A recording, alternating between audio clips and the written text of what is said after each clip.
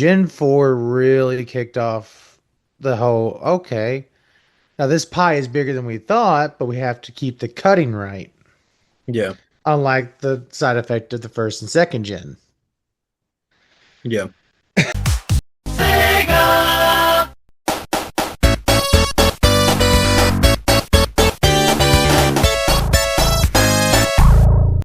Welcome back to Barf City, episode 94. I'm Eric. I'm Kevin. So, before getting really into any of it, I actually just noticed the perfectness of us doing the first and second gens together, and then the third gen by itself, and now the fourth gen. Oh yeah. First and second are episode 92, and the third is 93, and this is 94 on the fourth gen. I didn't even notice that. Yeah. Since we're getting a later start, let's just, I guess, get into it with the fourth gen. But yeah, the fourth gen really gets its start, I would say, well, kind of with you could argue it kind of gets its start with the TurboGrafx 16, Hmm. but obviously things really get kicked off when the Sega like Mega Drive slash Sega Genesis comes out. Genesis. Yeah. Hmm. The Yeah, it reason why they also. called it the Genesis in like North America is because something about there was a copyright issue with the word Mega Drive. I don't know Hmm. much about it, but yeah, it was intended to be called the Mega Drive, but they had to change the name here in the United States, so, and Canada as well. Yeah, it's also the introduction, the era of the 16-bit era. Yep, It all started in 1987. yep, The TurboGrafx 16, the Sega Genesis, the Super Nintendo Entertainment Center system, or as it is known in Japan, the Super Famicom. Famicom. Yeah, Yeah, Famicom. yeah, Also, you got the handhelds of the, of course, Game Boy, Lynx, Game Gear, and Turbo Express in this era. yep. It's also the era where Sega started to beat Nintendo thanks to the introduction of a certain blue hedgehog. Yeah, So yeah, this yeah. is the era. Go ahead. Definitely. Oh, sorry. Definitely the first few years of this generation, Sega was like really on top of their game when it came to like sales, marketing, pretty much everything. So Hmm. games. So They also were heavily aimed at teenagers instead of just children. yeah, you could definitely tell if you ever go watch some of the old ads from the 90s that they like marketed themselves as like the cool guy the cool kid console, you know. So Hmm. like if you know if you don't get this thing, you're like you're a loser, you're pathetic, you know, that Yeah. kind of attitude. Yeah. They wanted you to feel that way if you didn't have one. So Hmm. So, the one thing I'm going to touch on super quick because I really think something that I really care about touching on. This is also the era, the generation that started the entertainment software rating board, thanks to Mortal Kombat and Night Trap and gathers like them. oh yeah, I didn't even think about that. Yeah, Hmm. it did. Yeah, So this is where all our ratings have come from on our yeah. games. You can thank More and the more. Yeah, fourth gen. yeah. I guess finally toward the end of the third gen, like you know, gaming had become so popular that more controversy arose around it. So Hmm. where they had didn't have too much of a choice, but like, yeah, we're gonna have to come up with a rating system. So Also, fourth gen actually done better than the other three in the fact of when it came to even their next gen with the fifth gen, and we'll get to that in the next episode. yeah, They were still being bought for at least like 2, 3 years later after a whole new generation came out. yeah. So technically, the fourth gen didn't die until like mid 90s.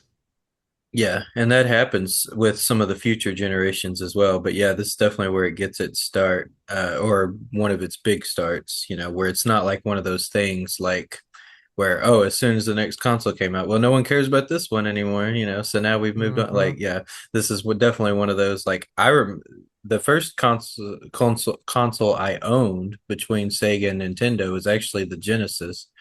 But I played on the Super Nintendo first. It was at a friend's house, Yeah. but we actually owned the Genesis. I think my mom found it at a yard sale. Of course, this was years later after, we were already like, I think toward the end of the fifth generation by this point. Hmm. And because I was like, I think it would have probably just barely been starting the sixth generation because of how much long later this was. But as a kid, I didn't really know much about video game generations, and actually, I didn't know anything about them at all. And to me, it was just like a gaming console was a gaming console. So, and Yep. I didn't really think about like which ones were like obsolete or and all that kind of stuff.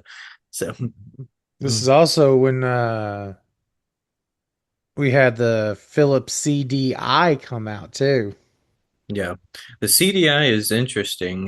We can talk more about it in the later part of the episode if we have time. But yeah, it was actually the very first console where Philips was trying to market it as like an all-in-one console, not just a gaming console.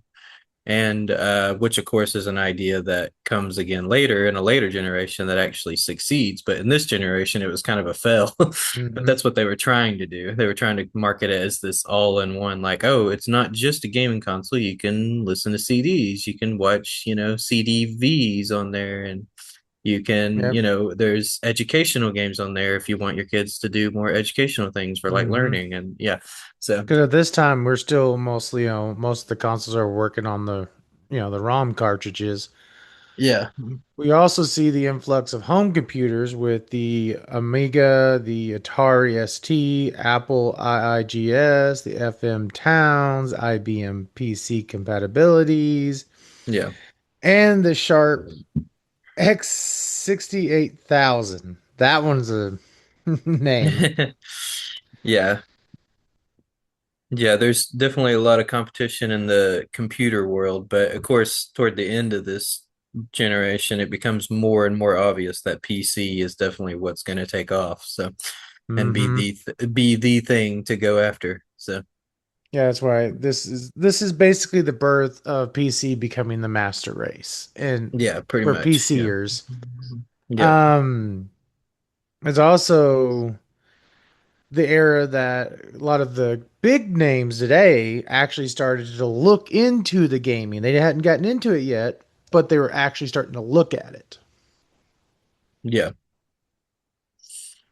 Yeah, this is Yeah, it where was it was starting to reach, I feel like, more of a multi-age audience as well, like where it wasn't just, kids, or it wasn't just teenagers at the arcade.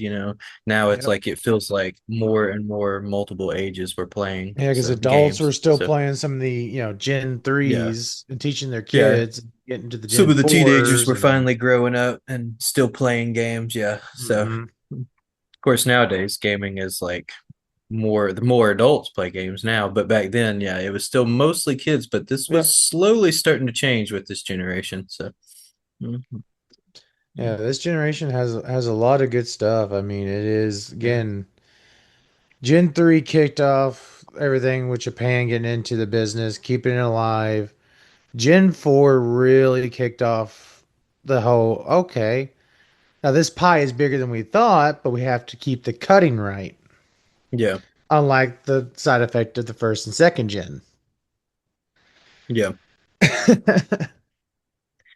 Yeah, this is also an interesting generation for Nintendo as well, because as we talked about in the last episode, Nintendo was kind of the company that established the rules and kind of created some order amongst the Hmm. chaos. And this toward the end of this generation anyway, of the fourth generation, they actually kind of become the company that brings a bunch of chaos. So they kind of create the opposite problem and toward the end of this generation, which is kind of funny. So Yeah, which almost caused them to lose against Sega. yeah, it does, yeah. And a lot of it has to do with the fact that they were actually worried that Sega may come up on top because Sega was doing such a good job, So toward the in the first half of this generation. Of Yeah, course, that doesn't happen, but it did look like that may happen. So for a little while yeah, there. because So I mean, in mhm. 1993, Sega pulled ahead in North America. Yeah. mostly due to Sonic the Hedgehog. Yep. Who would have thought a little blue hedgehog would have made such Yeah. a big difference? But Do you everyone, remember the first time you played Sonic the Hedgehog? yes. Again, Yeah. besides what I played at my grandma's house, the next console I would have played was the Genesis at a buddy's house. He had two of the Sonic games, and I'm trying to remember the other game he had that I played all the time. But I played Sonic the Hedgehog 1 and 2. I played them religiously when I was over there. He was Yeah. kind of mad because I didn't die very often on it. Once I learned the mechanics, and dude, it is also the reason it is. I mean, Sonic is my favorite over Mario, and I don't give a fuck what everyone else thinks. Sonic rules. You gotta go fast. I would argue people still debate about that. It's very debatable. Yeah. It I is, yeah. but I Sonic's still better. for me, this is my opinion. Sonic is the better and cooler like character when it against Mario. In my Hmm. opinion, no contest.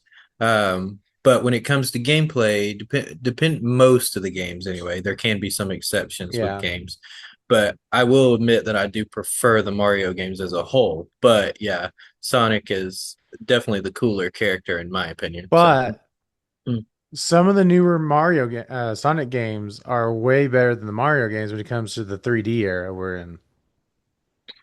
Yeah, this is also the generation where I would actually say I prefer the Sonic gameplay over the Mario gameplay. I know this might be controversial to say, but when it comes to Super Mario World and Yoshi's Island, I'm actually not the biggest fan of Mm-mm. those two games. So, um, I I was pretty much dislike almost everything about them. Like, I'm not a big fan of the gameplay. I don't really like the graphic or art style. I don't like the music that much. I know there's also, I probably a lot of people mean, getting really mad at me right now, but also, I mean, I just don't. the Green Hill, the Green Hill theme was so good.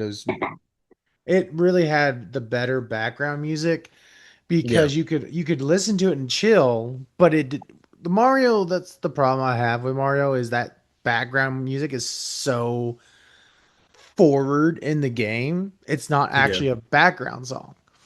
yeah, And but with also with Sonic is you get a good run going, you start going fast through the thing, you start beating levels real quick, it's just bouncing everywhere. yeah, The pace was the fast pace because I mean as a kid you don't want to, most teenagers especially don't just sit there and want to just go forward, move back. Oh, let's jump over this mushroom. Let's, this Goomba, whatever. Most kids just want to go, go, go. That's also why fighting games get so popular so quick. And yeah. Oh yeah, fighting games for sure. Fighting platformers and beat 'em ups and stuff like that took off like crazy in the fourth generation. So. Mhm. Yeah, you mentioned earlier, one more thing I'll say about Sonic. You mentioned earlier, like your friend getting mad at you for not dying very often. The first Sonic game I actually played was Sonic 3. I didn't even play Okay. Sonic 1 or 2 until like I was almost an adult, actually. It's kind of weird how that worked out, but uh I played Sonic 3 at a friend's house, and then when we got a Genesis, we had Sonic 3 with it, and I think it had Knuckles built into it. And Yeah. where you could also play as Knuckles.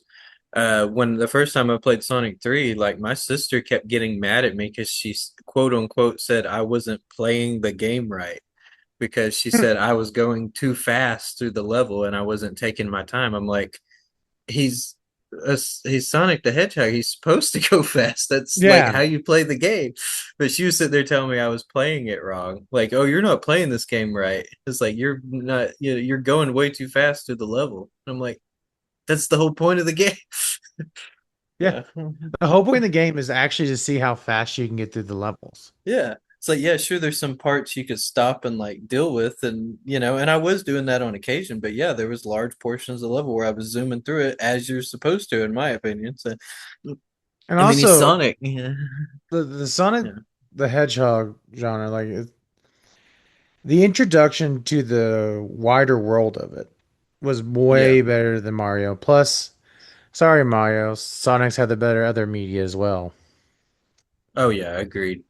So, Um, but and a lot of any, it has to do with I think the characters are just better than the Mario mhm. characters. So, And I mean, especially when you introduce, like in the next, I think it's in the next couple gens, you get introduce, again, Knuckles and Shadow and Amy shows up, Silver shows up. Then you get the introduction to eventually, I think it's in the sixth gen, I think is when they introduced the birds with Jet. Yeah, I believe I that's in can't the sixth remember. generation. I We'll know have to that's when talk they more on that when we get introduced there. Silver the Hedgehog, but yeah, but and Shadow as well. But which is like my favorite Sonic character. But anyway, yeah, we can talk about that later. Uh, but yeah, another cool thing with Sonic is his shoes were actually modeled after Michael Jackson's shoes that he wears in the Bad music video. Yep.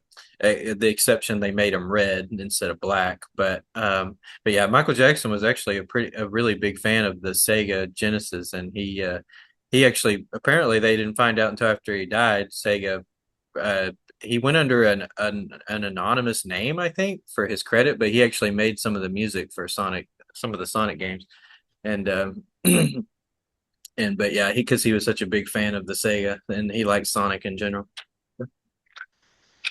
Damn, it works out for me because, like, actually, that's the fact I didn't know. And I'm Yeah, a big Michael Jackson fan. yeah, yeah. It was something most people didn't know about it because Sega never said anything about it until after he died. They suddenly gave him credit. They were like, "Oh yeah, Michael actually made some of the music for some of these games." Probably because him doing an And alias, they already knew he didn't want to, yeah, even though probably, yeah, realistically, that would have probably helped Sega in the long run yeah, probably, because of how big, how popular he was. If his name was attached to something Sega did, that would have yeah, flocked them probably toward away from Nintendo even further, and that especially in this era. But you yeah. know, in the multiverse somewhere, Michael Jackson, told him to put my name on everything. We That's right. even had a Michael Jackson the Hedgehog, somewhere in the multiverse. Yeah, I actually never owned. Well, I guess the Genesis is the only console of this generation I actually owned when I was a kid. Uh, so it's kind of interesting.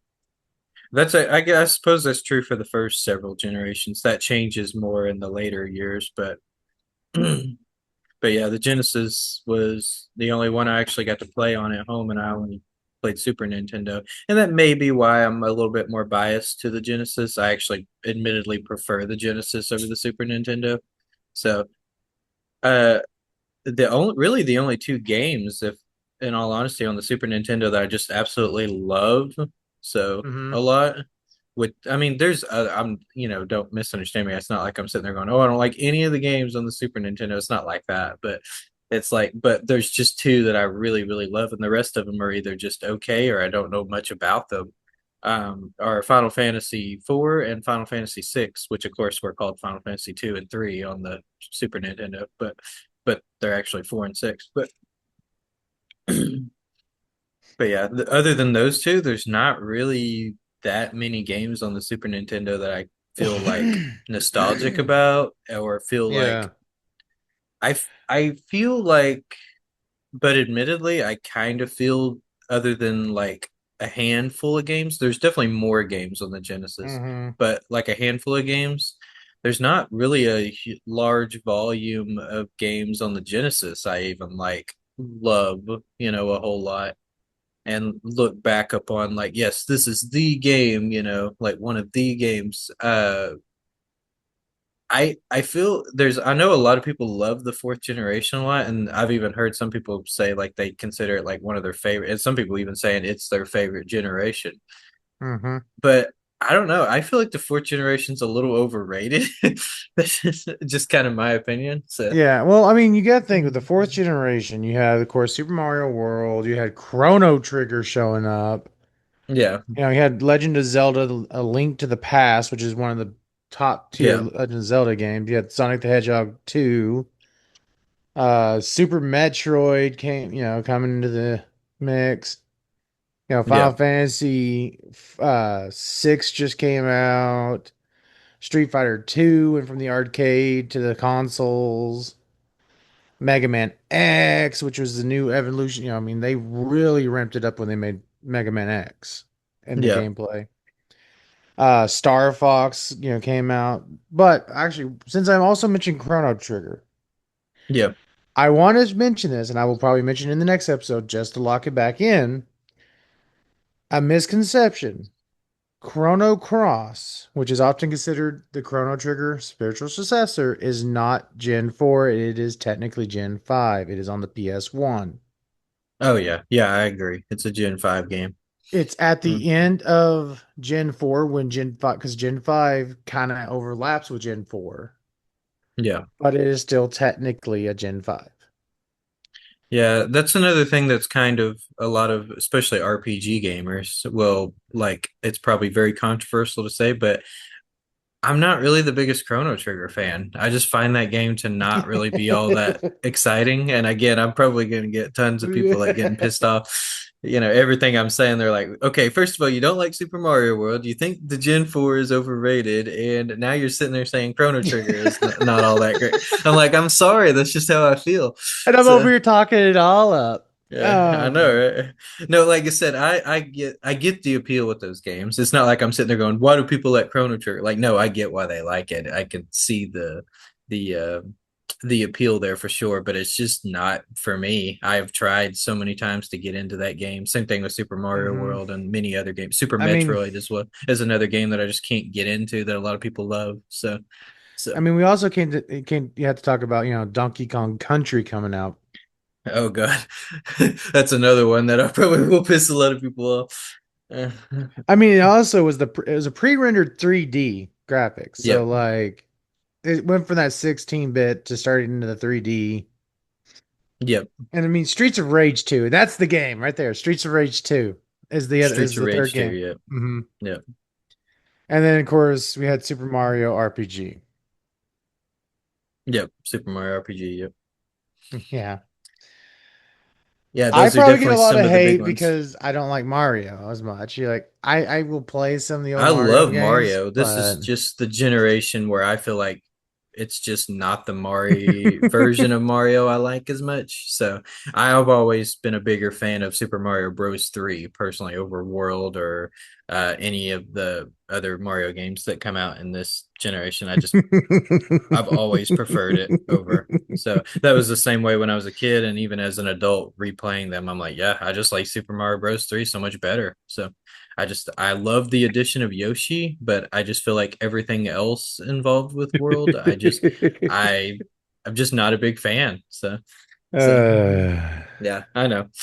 I'll stop hating on it. Like I said, I'll say a few more things about here in a little bit when we talk more about it about Donkey Kong Country trilogy, but I'll try not to be too harsh on it because I've already probably made enough people mad as it is. So, but one thing on Sega's end, another game besides Sonic that's really well regarded, especially in the RPG world, is the Star Fantasy series is on the Sega Genesis. mhm. So, well, it gets start. Of course, it carries over into the next Sega consoles, but it gets its start here, and that's definitely a game RPG that like people like look back very fondly upon, and for good reason too. I feel like it's definitely a really fun game. So, I still prefer Final Fantasy. That's one end where I do feel like Nintendo comes on a little bit more on top with 4 and 6 because 4 is my favorite 2D Final Fantasy game. I love that game, and 6 is pretty close behind it. I would say. Um, I know a lot of people prefer 6, but I like 4 more. But yeah, Star Fantasy though, oh man, like really fun game. So, and there's other RPGs too on the Sega. Like I'd have to pull up a list to remember what all of them are, but there's a lot of great ones. So, Secret of Mana is one on the Super Nintendo. A lot of people love. So, I'm not really a big fan of it, but yeah, it's definitely one that people look back fondly upon. So, but yeah. I think there's just this generation where a lot of gamers just look back. There's just so many games that I think so many gamers are like nostalgic about. So I mean, I can give you that. for Yeah. sure. And again, it's the next gen is literally this is the reason the next gen happens, which is the company that is still dominating today. Oh yeah. Yeah, a lot more yeah. This is it is fair to say, especially from a graphics end, this is probably out of the third, fourth, and fifth generation, heck, even the first and second generation, pretty much the first five generations. This is the one that probably ages the best. Like there's still games that look very good graphically, Mm-hmm. even today, because of the fact that they're still shooting for that 2D, sprite work kind of thing. Of course, that changes with the fifth generation, which makes it age very poorly with the graphics. But we can talk about that in the next episode. But but yeah, this one I will give it that. Anytime someone says that, I'm like, oh yeah, definitely agree. Graphic wise, this is definitely the best age generation. So Yeah, yeah. So you have a lot of issues with Gen 4, huh? yeah, well, not like a lot of issues. It's really more like a lot of disagreements. I just, like I said, keep in mind, I Mm, still like Gen 4 actually quite a bit. I just personally wouldn't put it as my one of my top three favorites, really. So, mm. and I do feel like it's, every time I hear someone talking about it, I do feel like it's like kind of overrated. So, like at least with Gen 3, I can understand like why there's like a mix of people. Some people saying they love Gen 3, some people saying they, like maybe aren't too fond of it because it was like before their time or whatever. Mm-hmm. And making certain statements about it, like, oh, this game, like it's I can see for the time they'll say phrases like for the time this game I can see the appeal of this game. I've heard that a lot when people are talking about games from Gen 3. Mm-hmm. But no one, I'm sure it happens, but I don't see that as often with Gen 4, people like saying stuff like that. Oh, well, I could see the appeal of why this game is good for the time. Like they'll just like they immediately just start praising it like left and right. And I'm like, yeah, I think I would, disagree with some of those statements. But yeah, anyway, I'll with Donkey Kong, like example with the Donkey Kong, particularly with Donkey Kong Country 2, a lot of people love that game. And I just feel like the Donkey Kong Country trilogy is also really overrated. I and this isn't just like some people might be saying, well, yeah, of course, Kevin, now that you're an adult, the game doesn't look as fun or as good to you, even though like they like it because of nostalgia and stuff. But I was like, no, I'm talking about even when I was a kid. I still remember playing Donkey Kong Country for the first time, and one of the first things that came out of my mouth was, "Why does the game look so weird?" I've actually never liked the graphic style of Donkey Kong Country, and I don't really get all the praise for it. Like, I guess I kind of do, like, because people Well, I talk, mean, because it has the 3D rendered like graphics, yeah, and so it's a precursor. yeah, yeah, like, but I don't know. I don't really get the appeal and praise of it. I just remember looking at it as a kid thinking that I did not like the way the graphics looked. And I also think that now. So, like, Yeah. both parts of me. Also, the gameplay of Donkey Kong Country, I remember playing it even as a kid and even now. Like, I always just felt like it was really boring. Like most of the time, it just feels like you're just walking forward and then you're just Yeah. hitting the A button most of the time. It just doesn't really feel like there's that much interaction. Hmm. Like at least with Mario World, like I talked about, like how like yeah, blah blah Mario World is not as good as Mario Bros. 3 and all that crap. But like at least with Mario World, it feels like there's a lot more interaction. It feels like there's more intense gameplay. Like Okay, but let's maybe give I'm it digging myself a this. deeper hole here. It's still better than all the sports games that were coming out at the time. Oh yeah, there definitely was tons of sports games. Now, don't get me wrong, there's some good ones mixed in there, but yeah, there was way too many sports games coming out in the fourth gen. So Also, one of the first mhm. games EA Sports ever made was for Sega. Yeah, Sega, I think actually had more sports games if I for with the Genesis. If I know they I had the FIFA International Soccer. They had the NHLPA Hockey 93. Trying to remember what other ones there were, because there's a few. They had the Madden games, John Madden football. Oh yeah. Madden, Madden, Madden, Madden Yeah. 91, Madden 92, Madden 93, Madden 94. Okay, I'll stop. I mean, it's still doing the same shit, so Yeah. like Madden 2000, Madden 2001, Madden 2010. I mean, it's like when WWE wrestling games started doing that, the 2K Yeah. whatever, 2K19, 2K20, Yeah. 2K21. SmackDown, here comes the pain. Yeah. Now that It's was like, yeah. cool. Now that was when they were cool names, Yeah. SmackDown versus Raw, SmackDown, here Oh comes the yeah. pain. Then they just Yeah, went to we could talk about SmackDown versus Raw on a later episode, but yeah, I do have a lot of yeah. nostalgia for that game, for those games. So, But yeah, like I yeah. can see where you're coming from, but also that's honestly why I was a Sonic fan, for the Sega is Hmm. it felt more interactive. It felt more you had more shit to do in the game. Yeah, it was still the 2D almost that 3D, I guess still what's it called? Side scroller? Yeah. I almost forgot the term for it. But there Yeah. was so much, but the world felt so much more to do. Like it wasn't just rocking, jumping over something or whatever. You could charge up your roll, launch yourself, and Yeah. also Sonic had the cooler death sound too. Yeah. Like, and the rings coming out was funny. Yeah. Yeah, I think that's probably another little issue I have with the fourth generation is I'm not it was true when I was a kid and I kind of changed when I was a teenager, but it's also become true once again as an adult. Is I'm not the biggest fan of just straight up action games, really. I just Hmm. always have found them to be kind of boring, and like I get tired of them very quickly when I play them. And Yeah. this generation is just like flooded with them. I I think had, that's why when I was a kid, I always preferred platformers, which there's a lot of platformers in this generation too, oh yeah. because that was what was popular at the time. But most of the platformers that came out, I feel like in this generation, focused more on like action heavy Well, stuff, yeah, which I not just just that, wasn't. a lot of them were Yeah, sequels.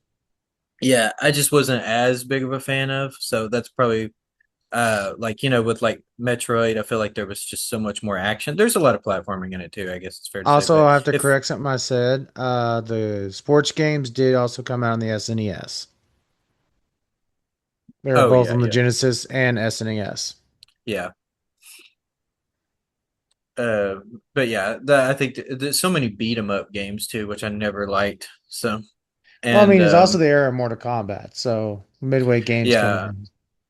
fighting games have always been kind of a hit or miss with me. Some of them I really love, and some of them I just find Yeah. really I boring. mean, I've Street actually Fighter never 2, was, Mortal yeah. Kombat, what else came out? Again, I was seeing uh, Streets of Rage, you had what other beat 'em Yeah, ups? Super Nintendo had Killer Instinct. That's a game that a Yeah. lot of people are fond about. So, Gunstar Heroes on the Genesis. yeah, Then Garu, Mark of the Wolves on the arcade, Geo, and AES. yeah, I mean, and it was basically the swan. They consider it the swan song of the generation. They consider that game the Swan Song. Oh, okay. because it was like the one of the last games to come out on that generation, Yeah, and it was highly praised. yeah, So when it came out, it was basically the last great thing of that generation on the gaming wise. yeah.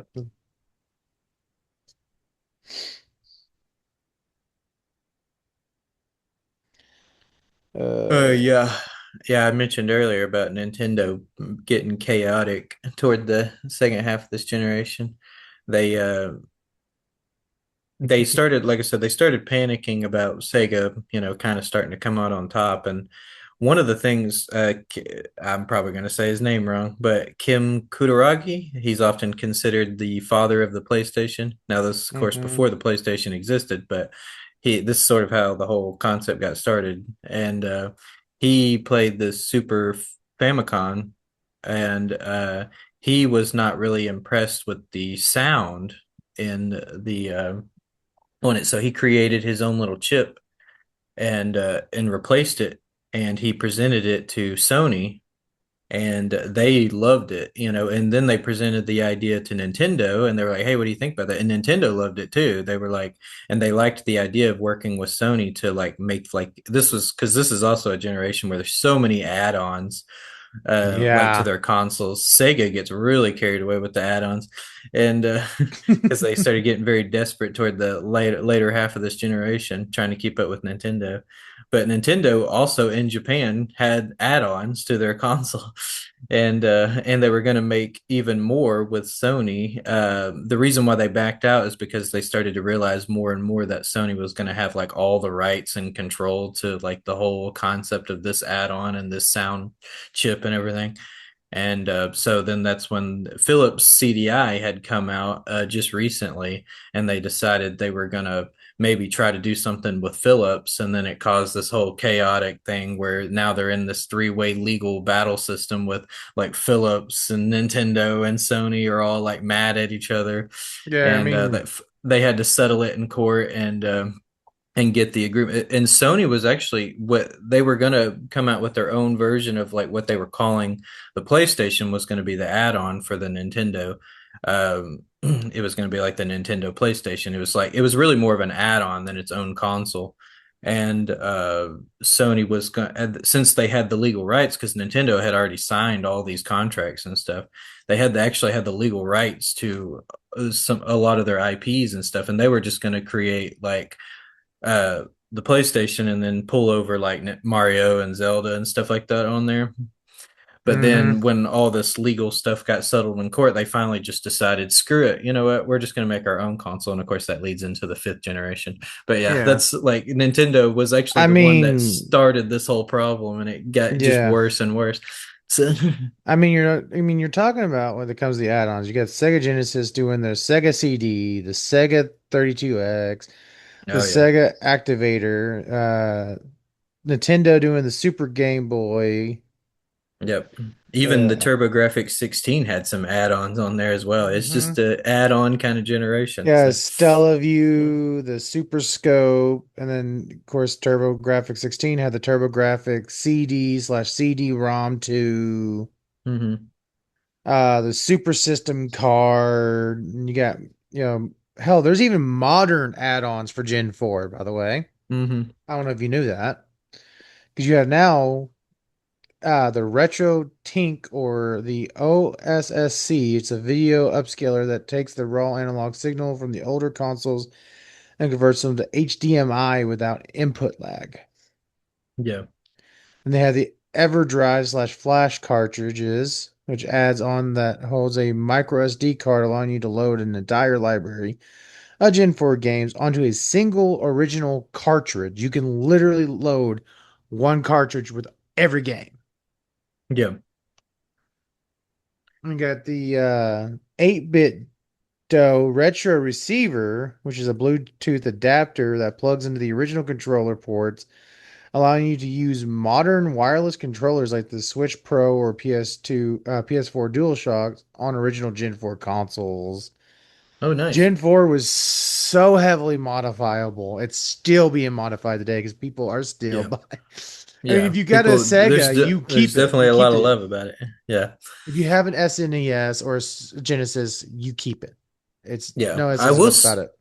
Yeah, I will say this about the Sega CD, not so much about the 32X, but about the Sega CD. Even I know it kind of gets ridiculed as like a joke kind of add-on, but actually, in all honesty, when you like look into it, it actually was not a bad idea at all. It was a pretty cool concept. The problem is there were two big problems with it. One, there just wasn't really that many great games on it. Most of the games were mediocre.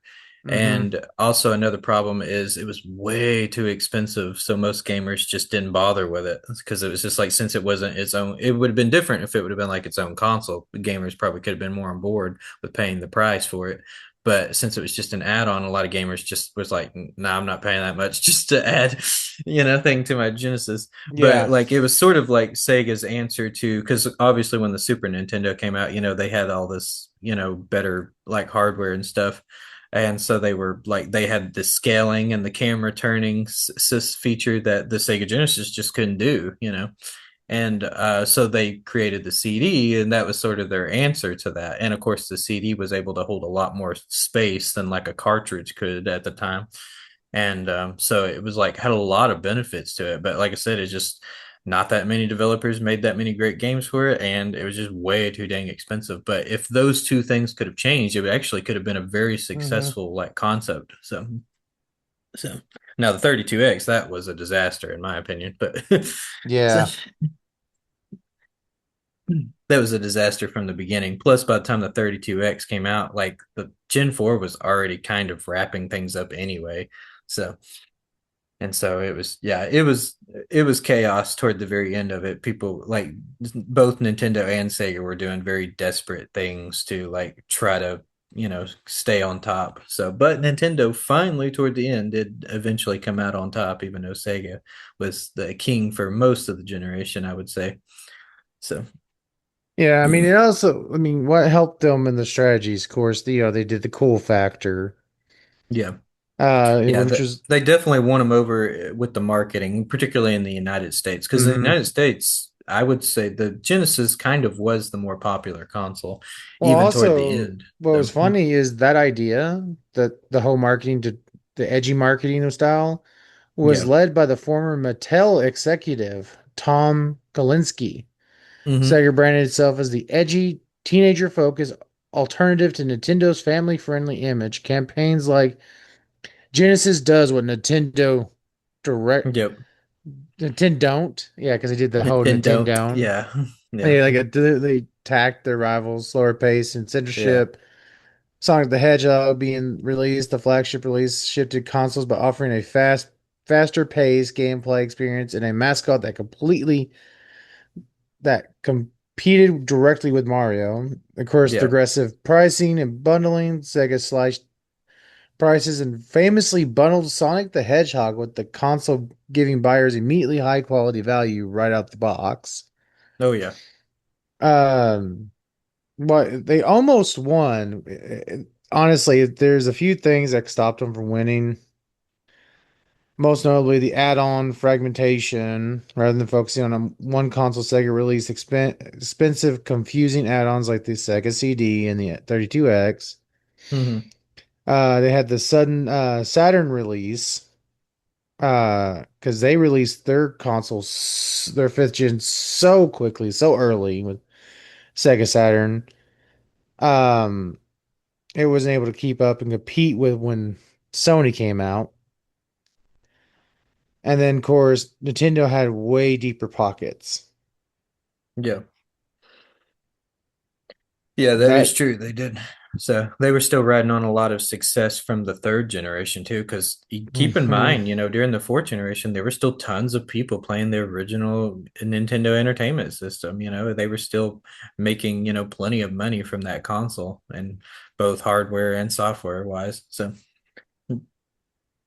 and Sega just didn't have that. They were like, they of course they had the Master System, but it wasn't as successful, particularly in North America. Yeah, because And so they really were like throwing almost all their eggs in this one basket yeah, of the Genesis. So, it did, and so then of course, they made the mistakes with their add-ons, which they shouldn't have, and then they shouldn't have yeah, rushed the Saturn out.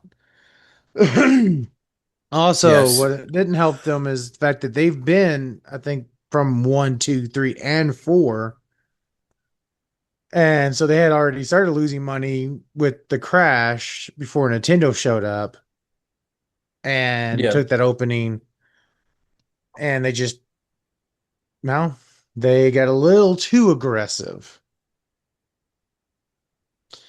yeah, Especially because we're coming up on an era after this where gaming kind of went to a weird place. And we'll probably talk more about that in Gen 5. But because growing up, a lot of kids that I knew, like once we got into middle school and up, stopped messing with games.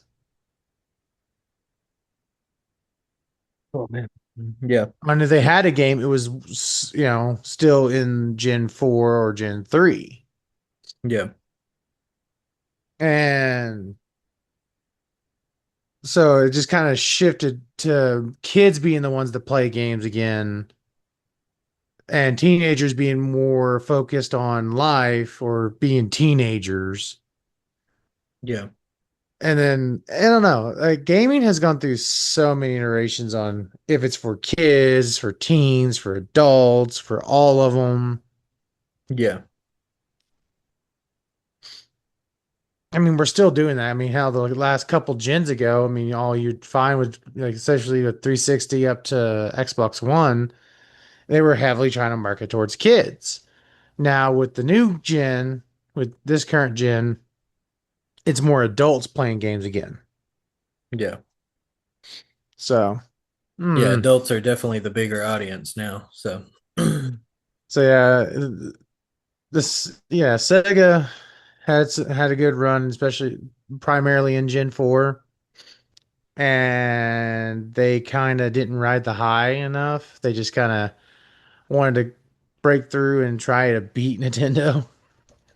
yeah. Yeah, this was definitely the generation where I feel like Sega had the most success. Not the only success. They got a little bit more later, and we'll talk about that in a later episode, Yeah. but this is the one where they definitely got the most success for sure. So they actually came pretty close to becoming a an actual long-term competitor against other gaming companies. And I mean, can you but think it of the just didn't work day out. So how it would be if Sega managed to fully capitalize and we're yeah. still making games as the competitor against Xbox, Sony, and Nintendo? Yeah, that would be interesting to see. So if Yeah. that would have worked out for him. Yeah. You should have, Michael Jackson, man, rest in peace. You should have put your name on it, helped Sega I know, right? out. But Yeah. I know what PC game, or actually, well, it came out for PC. No, maybe it came out for Apple first, and then I think they made a DOS port of it later. If I have it correctly in my head. Uh, yeah, it came out for the Apple II, I think, first. One of my favorite uh RPGs of all time, Ultima 7, so came out in this generation as well. So, and it's every time I play that game, it just blows my mind that this game only came out in like 1992.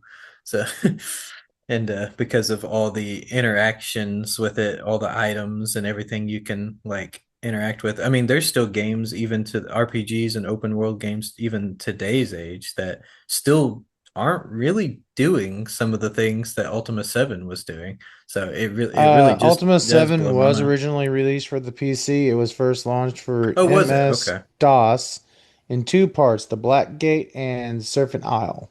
Yeah. Maybe it's Ultima 6 I'm thinking about where I think they did Apple II first and then did a DOS port later. So because I know Richard Garriott, he was actually a bigger fan of Apple than he was the PC because he really thought Apple was going to be the one that would dominate No, the 6, computer The market. False Prophet was released for PC. Oh, okay. Well, one of those games, I guess I'm getting mixed up. But yeah, he was a bigger fan of Apple, and he actually was banking on Apple being like the dominant computer in the computer market. But he admitted later he was like, obviously, I was wrong that PC was the way to go, and so he had to change his tune later. But yeah, so uh, yeah, I love the Ultima series has always been kind of a hit or miss with me in general. Like some of them I love and some of them I don't like as much. They're just a bit too dated for me, but Ultima 7 is definitely that sweet spot and it is I consider it one of my favorite RPGs. Like but keep in mind this isn't nostalgia. I didn't even know Ultima 7 even existed when I was a kid or a teenager. Like I didn't learn about this game until later. And so this is purely me just discovering an old game, picking it up and playing it and loving it and being blown away that how old this game is. So, yeah, but yeah, almost knocked my computer off the couch. Sheesh. I don't know. But yeah, that was the PC world. that I wanted to talk about. I don't really have too much to say about PC games in this generation, so I'll have more to say Uh, like probably in the late when we get up to the fifth and sixth generation, like in the late '90s and early 2000s. There's a lot of PC games I have nostalgia about in those generations. So not just RPGs either. So like a bunch. So, actually, uh, one interesting thing about me, I keep making it sound like I've been playing RPGs like my whole life or something. But actually, in all honesty, I didn't even become an RPG fan until I was like in like my late teens, early adult years, really, was when I became more of an RPG fan. At this point in time, I didn't like RPGs. So, so I like I said, I was more of a platform gamer. So I loved just 2D platformers. So those were my go-to games. So for sure. yeah. I'm trying to figure out So, which out of the consoles, between the Genesis, well, we mostly Sega talked about the Genesis. Genesis. Yeah, we mostly talked about the Genesis and the Super Nintendo. So you say Genesis is the better looking one, so Yeah, or I better was. name, maybe. Yeah, Yeah, it's a better name and it's better looking.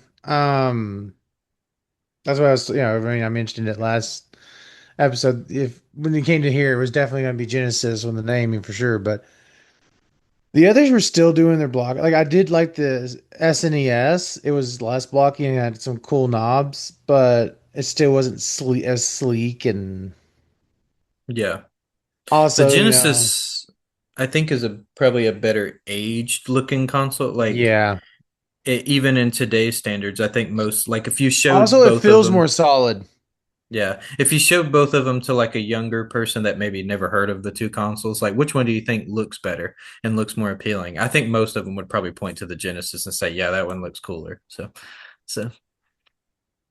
I mean, also, like again, like I said, you could the quality of this Genesis felt more quality. yeah. It like anytime I've ever held an SNES, it feels so like lightweighted and Yeah.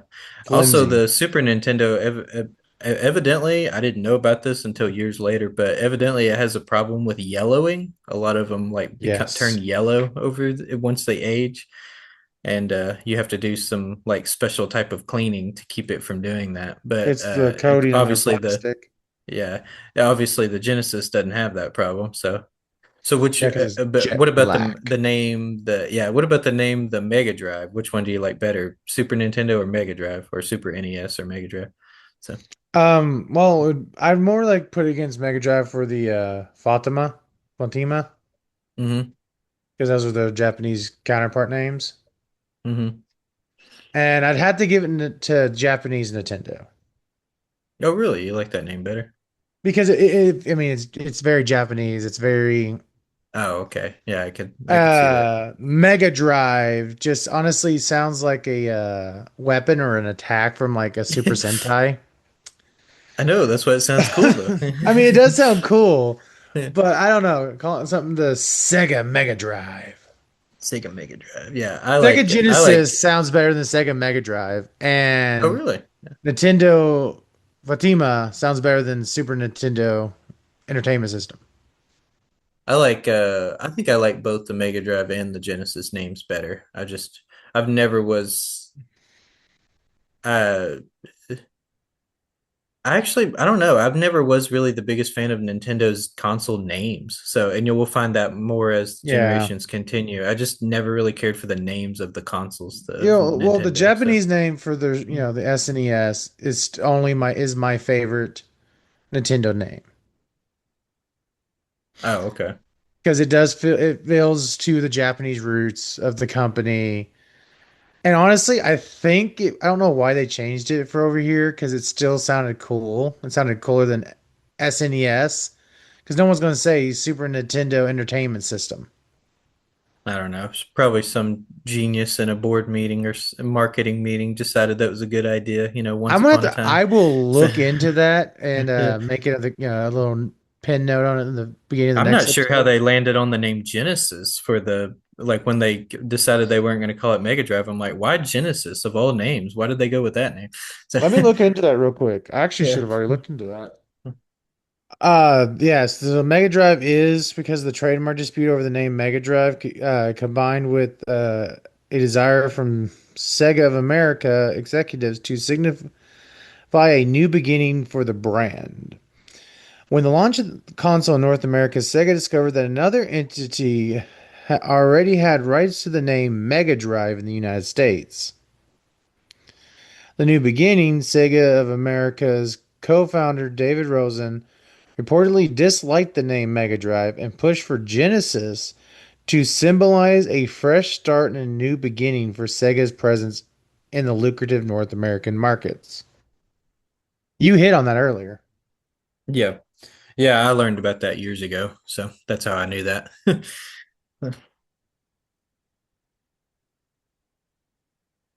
Yeah, interesting choice of names. I never really thought about like why they came up with Genesis, but yeah, that's yeah. I guess now we know. Well, anyway, I guess we're about out of time for this generation. So, any last remarks before we close things out? Um, uh, Not really. Yeah. Except for, I guess, comment down below. Which console were you on between Sega and Nintendo? Um, and I guess we'll hit Gen 5 in the next episode. So, turn that, comment, like, subscribe, and all that jazz, and we'll see you in the next one. Bye! Welcome to the city where chaos thrives. Kevin and Eric keep people alive. Random talks and stories collide. Bar City Anthem, let's take a ride. Bar City, the place to be. Laughs and madness, wild and free. Tune in now, let the good vibes flow.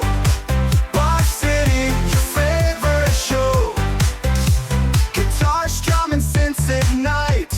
Jokes and banter, morning or night.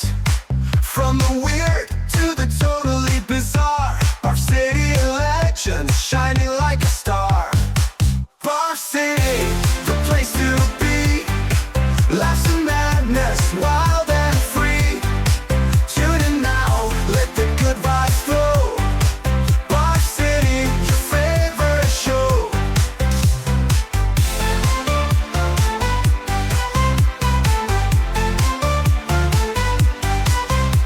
Guitars, drum and synths ignite. Jokes and banter, morning or night. From the weird to the totally bizarre. Bar City legends shining like a star. Bar City, the place to be. Laughs and madness, wild and free. Tune in now, let the good vibes flow. Bar City, your favorite show. Eric drops a pun,